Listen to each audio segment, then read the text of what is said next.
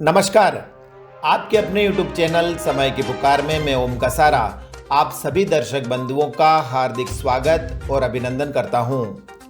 वर्तमान दौर में जहां भारत लगभग हर क्षेत्र में आगे बढ़ता और तरक्की करता हुआ प्रतीत हो रहा है, वहीं हिंदुस्तान के पड़ोसी देश जो कि कभी राजनीतिक रूप से भी अखंड भारत का हिस्सा हुआ करते थे, हर दृष्टि से परेशान, मजबूर और अपने भविष्य को लेकर आशंकित दिखाई देते हैं। यहाँ मैंने राजनीतिक अखंड भारत शब्द का उपयोग इसलिए किया है क्योंकि हिंदुस्तान की सीमा से लगते अधिकांश देश स्वतः ही सांस्कृतिक अखंड भारत का हिस्सा हैं, जिसे दुनिया की कोई ताकत नकार नहीं सकती। ऐसा इसलिए क्योंकि अफगानिस्तान, पाकिस्तान अथवा बांग्लादेश हो या भूटान, नेपाल, बर्मा व श्रीलंका, यहाँ पर रहने वाले सभी बाशिंदों की चमड़ी का रंग एक है, उनकी बोली, खान पान एवं वेशभूषा एक है और यहाँ तक कि उन सभी के पुरखे भी एक ही हैं। यह सब सिर्फ संयोगवश नहीं है, बल्कि प्रकृति के रचयिता ने बहुत ही सोच समझकर और पूर्ण मनोयोग से ऐसे भूखंड की रचना की है जो ब्रह्मांड से देखने पर माँ के स्वरूप में नजर आता है। इस माँ के एक लाल अफगानिस्तान का हाल यह है कि अरब देशों से आए हमलावरों ने वहाँ के मूल निवासियों को लगभग 100% धर्मांतरित कर दिया।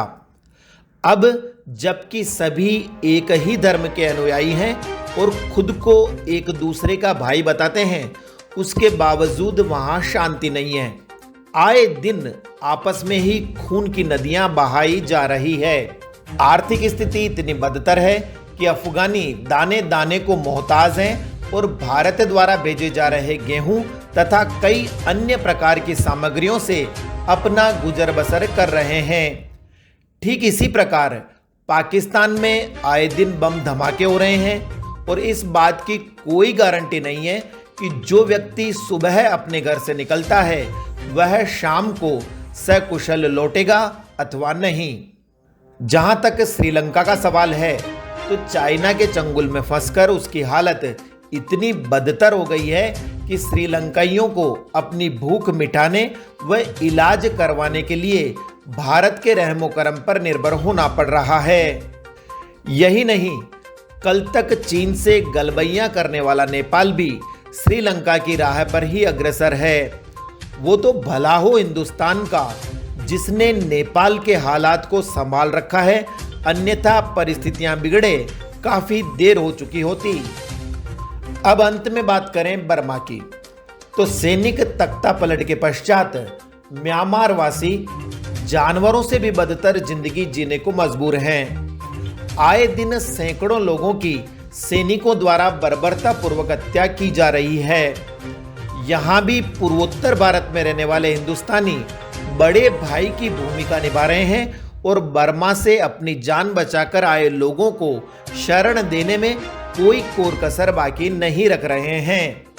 मेरे प्यारे दर्शक बंधुओं, आप सभी के मन में यह सवाल जरूर उठ रहा होगा कि आखिर क्या जरूरत पड़ गई जो मैं इन सब सुनी सुनाई बातों से आपको पुनः अवगत करवा रहा हूं। तो इसका जवाब यह है कि हिंदुस्तान का राजनीतिक नेतृत्व बिना किसी भेदभाव के अपने सांस्कृतिक अखंड भारत के इन सदस्यों की बड़े भाई की मानिंद हर संभव सहायता कर रहा है, जिससे इन देशों के नेतृत्वकर्ताओं और वहां के आमजन में भारत के प्रति एक अनूठी श्रद्धा का भाव स्वाभाविक रूप से पनप रहा है।